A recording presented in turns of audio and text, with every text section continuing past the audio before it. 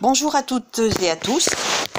Donc je vais vous lire, comment dirais-je, un petit texte, un petit quelque chose que j'ai retrouvé sur un magazine et qui concerne votre lune noire. Où se trouve votre lune noire? En fait, vous allez écouter ou lire en même temps les dates de naissance pour voir où vous situez, pour voir où se situe votre lune noire. En fait, sur le magazine, il est dit: la lune noire révèle votre face cachée.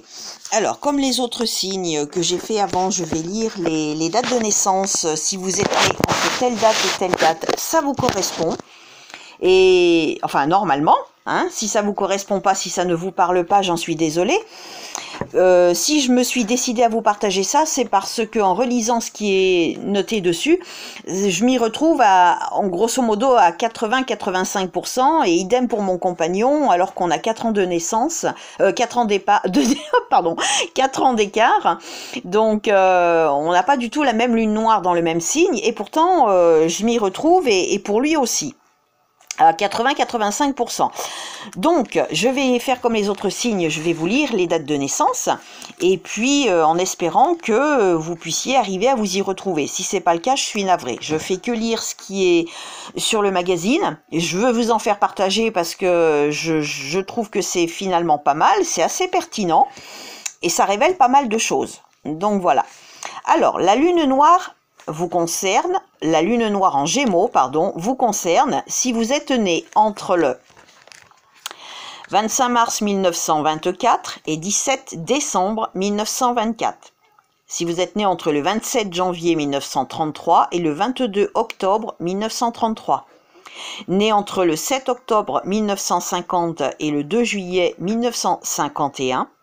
Né entre le 13 août 1959 et le 7 mai 1960, né entre le 17 juin 68 et le 12 mars 69, né entre le 23 avril 77 et le 16 janvier 78, et né entre le 26 février 86 et le 21 novembre 86. Si vous êtes né entre ces dates, votre lune noire est en Gémeaux. Donc ce qu'elle dit du passé.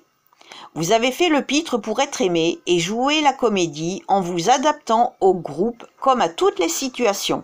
Votre entourage ne croyait pas vraiment à vos rêves, bien trop fantasques pour eux. Ou alors, on vous jugeait trop instable pour les atteindre. La panoplie de l'enfant conciliant sur les épaules, vous vous êtes efforcé de donner à vos proches ce qu'ils attendaient de vous, jusqu'à oublier celui ou celle que vous vouliez être. Ce qu'elle dit aujourd'hui. Difficile de lutter contre ce besoin de conquérir votre public, en séduisant physiquement, en charmant par les mots, les rires et la sympathie. Le hic, ce besoin vous met à la merci du jugement d'autrui.